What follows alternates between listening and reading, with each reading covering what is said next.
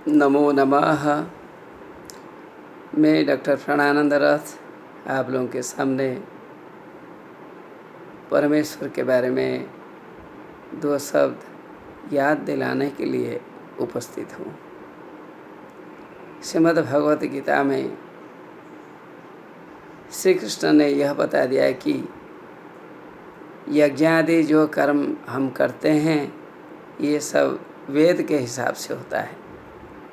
वेद में जो ज्ञान है ये परमात्मा से प्राप्त हुआ है, इसलिए हमें परमात्मा को विस्मरण नहीं करना चाहिए। परमात्मा सभी का आधार है। इसी क्रम में 16 नंबर श्लोक श्रीमद् भगवत गीता के तृतीय अध्याय के मैं आपको पेश करने जा रहा हूँ। तृतीय अध्याय के जो 16 नंबर श्लोक में भगवान ने बतलाया है, यह स्पष्ट किया है कि हमें विस्मरण नहीं करना चाहिए औचित्य के बारे में, समुचित कार्य के बारे में, वेद के बारे में, यज्ञ के बारे में, ईश्वर के बारे में। जो ईश्वर अर्थात ब्रह्म है, इधर ब्रह्म के बारे में बता रहा हूँ। ईश्वर जो ब्रह्म है, जो परमेश्वर है, ईश्वर का ईश्वर है, जो परमेश्वर है, परमेश्वर का विस्मरण हमें कभी नहीं करना चाहिए। यह सर्वोपरि है। इनसे ही वेदों का जन्म, वेदों से यज्ञ इत्यादि का जन्म है। इसलिए हम कैसे मूल को भूल जाएंगे? हमें यज्ञों को नहीं भूलना चाहिए।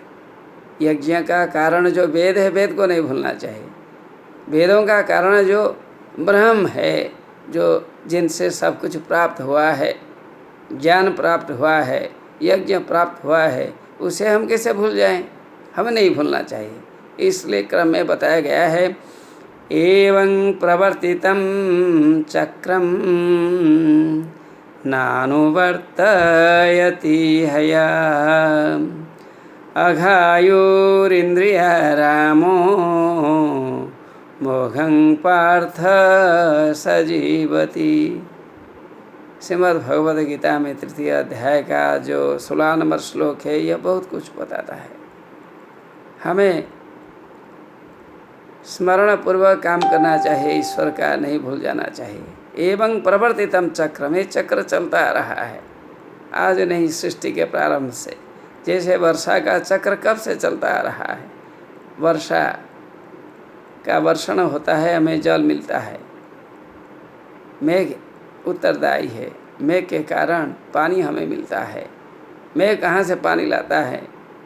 वाटर सोर्स से लाता है, नदियों से लाता है, सागर से लाता है और वर्षा करता है। जो भी हो, हमें पानी मेघ से मिलता है। यह क्रम ऐसा चलता आ रहा है। अर्थात नदियाँ, सागर, कुएं इत्यादि जो भी छोटे बड़े हैं, सब पानी देते हैं, मेघ को पानी देते हैं। मेघ सभी को बांटता है, मेघ बांटने वाला है। तो यह क्रम जैसे चलता आ रहा है, वैसा ही यह क्रम है। अर्थात यज्ञ होता है वेद से, वेद का जन्म है परमेश्वर से। ये क्रम को हमें भूल जाना नहीं चाहिए। इसी क्रम को हमें याद रखना चाहिए। न अनुवर्तयति ह्ययः, जो इसको जीवन में नहीं मानता है, नहीं स्वीकारता है, जो नहीं जीवन में अपना लेता है सृष्टि के क्रम को, वेद परमेश्वर से है, इसे जो नहीं मानता है, यहाँ त्रुटि होती है, यहाँ दोष होता है। ऐसा दोष हमें नहीं करना चाहिए। अघायुर इंद्रिया राम मोघं पार्थ सजीवती। जो करता है वो क्या है ना, वो अघायु कहा जाता है। वही अघायु होता है जो इस प्रकार का काम को करता है। इसके बारे में कहा है,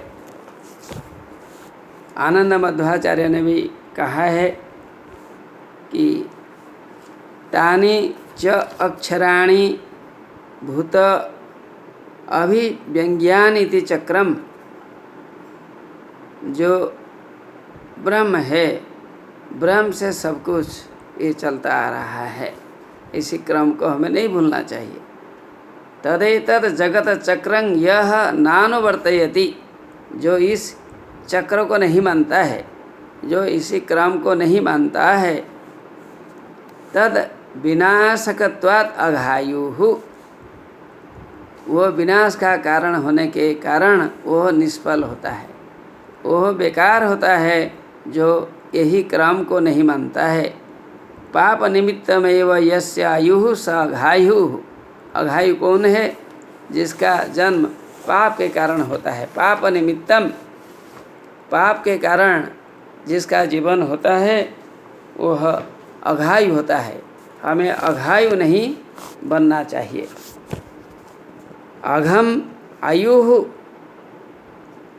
यस्य सह अघायुः, अघंग अर्थात पापम, पाप, आयु मतलब जीवन, जिसका जीवन पापमय हुआ है वो अघायु है। पाप जीवन इति यावत, अर्थात अघायु कहने से पापी का अर्थ समझा जाता है। अर्थात आयु अर्थात जीवन, अघ अर्थात पाप, पाप से परिपूर्ण जिसका जीवन होता है वो अघायु होता है। वह अघायु होता है जो सृष्टि का क्रम को नहीं मानता है। हमें ऐसे नहीं होना चाहिए। पुनश्च इंद्रियाराम एक शब्द है, इंद्रिय ही आराम, इंद्रियों के द्वारा जो आराम अर्थात आमरणम आक्रीड़ा विषयसु यस्य सह इंद्रियाराम, अर्थात इंद्रियों के द्वारा जो मृत्यु तक विषयों में क्रीड़ा करता है, खेलता है, झूमता है, ये है इंद्रियाराम।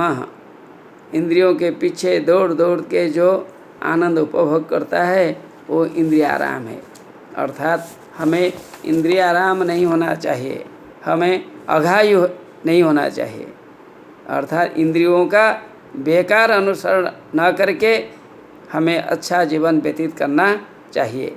इंद्रियों के पीछे न दौड़कर हमें पवित्र जीवन व्यतीत करना चाहिए, इसी में ही आनंद है।